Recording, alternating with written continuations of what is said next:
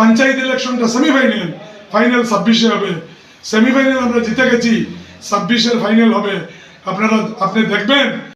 আপনারা আমার ক্যামেরার সামনে দেখতে পেলা সুলাল মোহাম্মদ খান। তো আপনার কাছে একটা প্রশ্ন, গত কয়েকদিন আগে একটা পোস্ট দিলাম যে আপনি দক্ষিণগঞ্জে বিজেপি প্রার্থী, আপনি এই ব্যাপারে কিতা কইবেন? আজকের দিনে আমার নাজিম ভাইকে প্রথমে আমার অন্তরস্থলে ধন্যবাদ জানাচ্ছি এই প্রশ্ন। আমার এক ভাই মিয়ানুল, আপনার মতো উনিও ব্লগ করেন, উনি পোস্ট করেছেন, উনাকেও আজকে এই ভিডিওর মাধ্যমে আমি ধন্যবাদ জানাবো।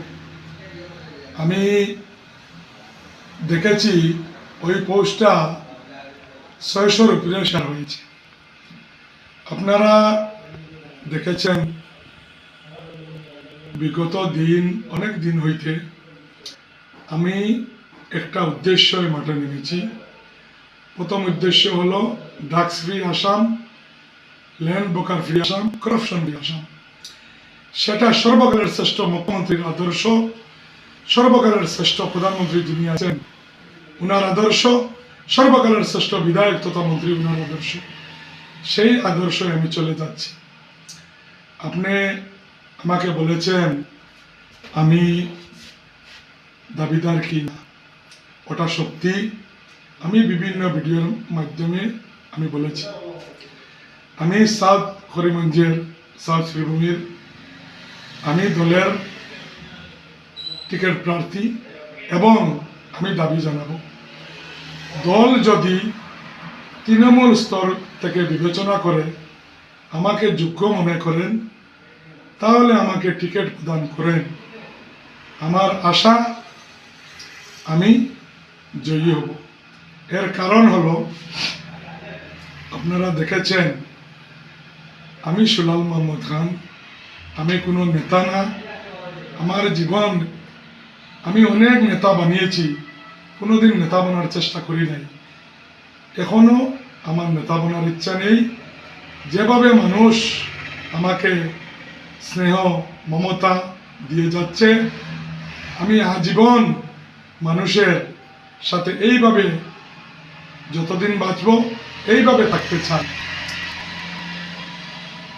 আজকের দিনে আমার যারা ভিউয়ার্স আছেন, আপনারা আমার এই নাজিম ব্লগ ভাইকে শেয়ার দিবেন, কমেন্ট করবেন, ফলো দিবেন। যেভাবে ওনার উন্নতি হয়, ওই নাজিম ভাই অনেক দিন থেকে উনি ভিডিও বানিয়ে যাচ্ছেন, কোনো দিন আমি ওনার মুখোমুখি হতে পারি নাই, সময় ছিল না। আজকে উনি আমাকে ইনভাইট করেছেন, সেই জন্য আমি এসেছি।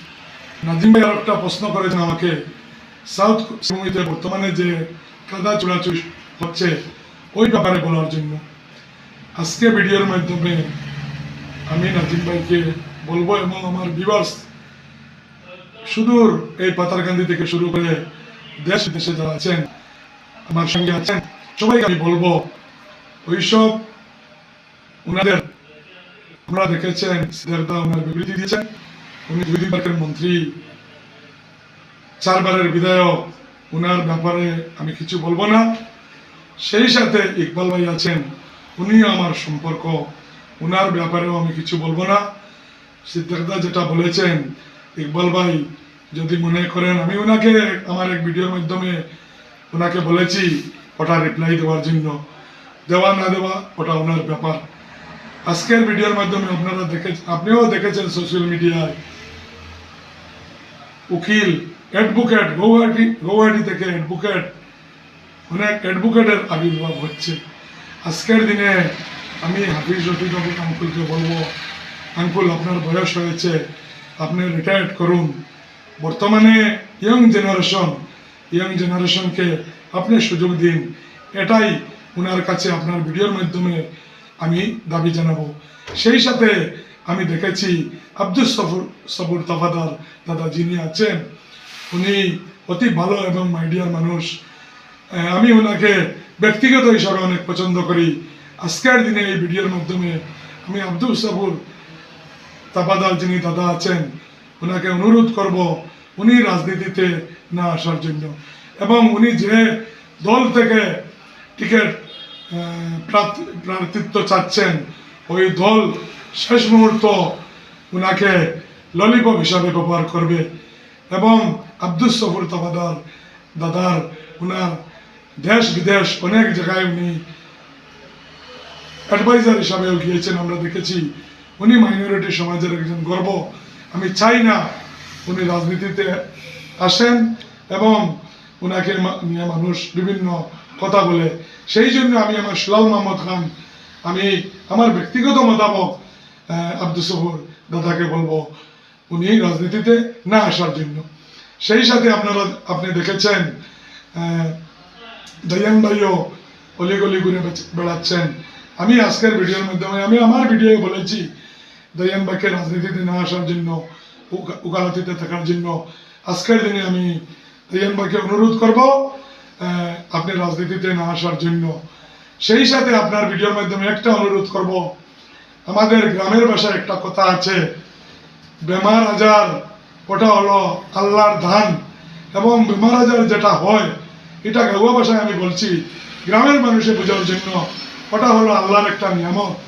আজকের ভিডিওর মাধ্যমে আমি মিনালদাকে অনুরোধ করব, ইকবাল ভাইকে অনুরোধ করব, এই সাত শ্রীভূমিতে সাত করিমগঞ্জে অনেক ইস্যু আছে, ওটা নিয়ে আপনারা কথা বলুন। যে কোনো মানুষের অসুস্থতা নিয়ে কথা বলাটা ঠিক না, কারণ ওই বেমারটা আল্লাহ দিয়ে থাকেন।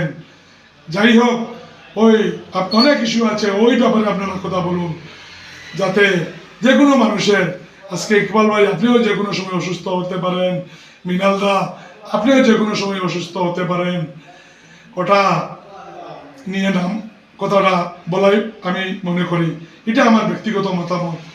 সেই সাথে আপনি নাজিম ভাই আপনি দেখেছেন সর্বকালের শ্রেষ্ঠ মুখ্যমন্ত্রীর নেতৃত্বে এই আসামে আমার বিজেপি জয় জয়কার হচ্ছে। আমার সর্বকালের শ্রেষ্ঠ মুখ্যমন্ত্রী বলেছেন ওটা সেমিফাইনাল, পঞ্চায়েত ইলেকশনটা সেমিফাইনাল, ফাইনাল 26-এ হবে। সেমিফাইনাল আমরা জিতে গেছি, 26-এর ফাইনাল হবে। আপনি দেখবেন 100-র অধিক সিট নিয়ে সর্বকালের শ্রেষ্ঠ মুখ্যমন্ত্রীর নেতৃত্বে আসামে হিমন্ত বিশ্ব শর্মার নেতৃত্বে সরকার গঠন হবে এবং উনি আবার দ্বিতীয়বারের মতো উনি মুখ্যমন্ত্রী হবেন। সেই সাথে সর্বকালের শ্রেষ্ঠ বিধায়ক আছেন।